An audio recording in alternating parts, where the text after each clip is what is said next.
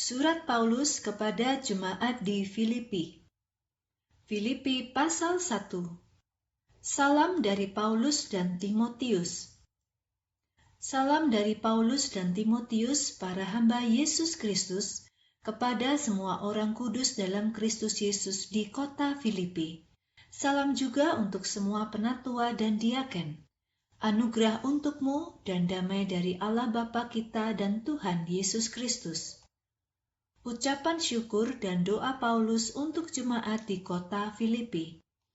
Aku bersyukur kepada Allah setiap kali mengingat kamu.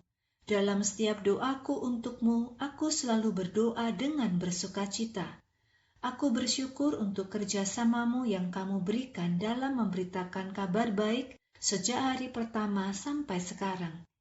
Aku sangat yakin Allah yang memulai pekerjaan baik di dalam kamu akan terus-menerus menyempurnakan pekerjaan itu sampai hari ketika Yesus Kristus datang kembali.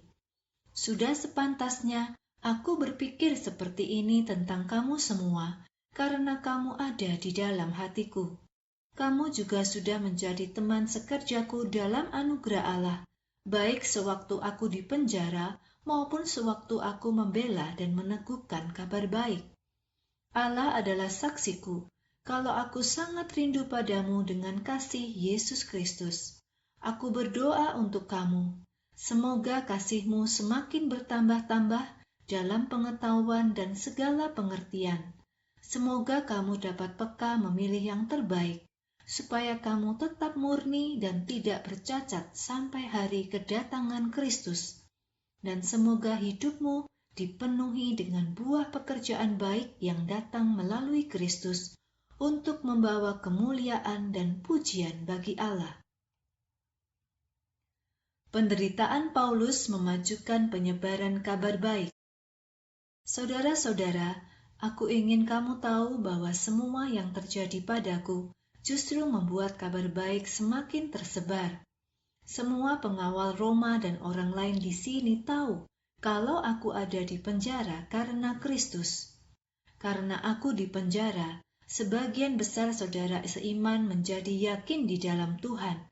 Bahkan sekarang mereka lebih berani berbicara tentang firman Allah.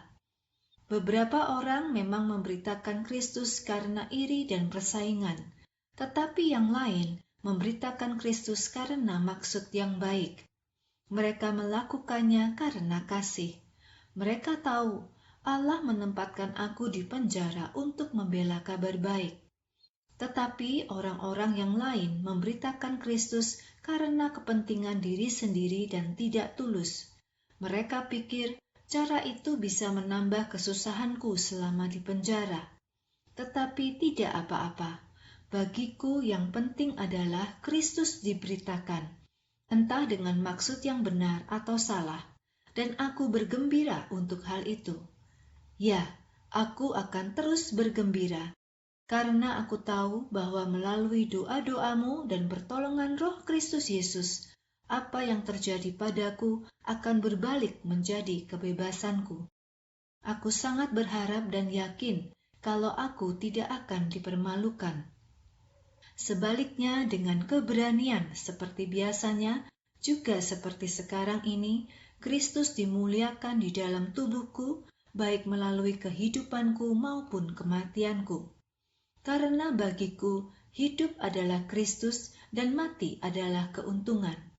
Tetapi jika aku harus hidup di dunia ini, aku akan terus bekerja untuk Tuhan. Jadi aku tidak tahu mana yang akan aku pilih, hidup atau mati. Ini adalah pilihan yang sangat sulit. Aku mau meninggalkan hidup ini karena bersama Kristus jauh lebih baik untukku. Namun akan lebih berguna untukmu jika aku tetap hidup. Karena keyakinanku itu, aku tahu bahwa aku akan tetap tinggal bersamamu. Dan aku akan terus menolongmu bertumbuh dan bergembira dalam keyakinanmu kepada Allah. Kamu akan lebih bergembira dalam Kristus jika aku bersama kamu lagi.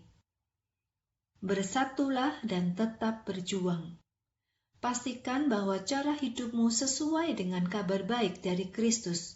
Dengan begitu, Baik aku mengunjungi kamu ataupun tidak, aku akan mendengar bahwa kamu tetap kuat dalam satu roh, dengan satu hati, berjuang bersama-sama demi keyakinan pada kabar baik. Jangan takut terhadap orang-orang yang melawanmu. Semuanya itu merupakan tanda dari Allah bahwa kamu diselamatkan dan mereka yang melawanmu akan dikalahkan.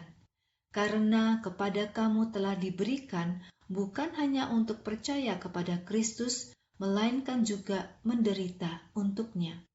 Kamu juga akan mengalami persoalan-persoalan yang aku alami, baik yang sudah aku alami maupun yang masih aku alami.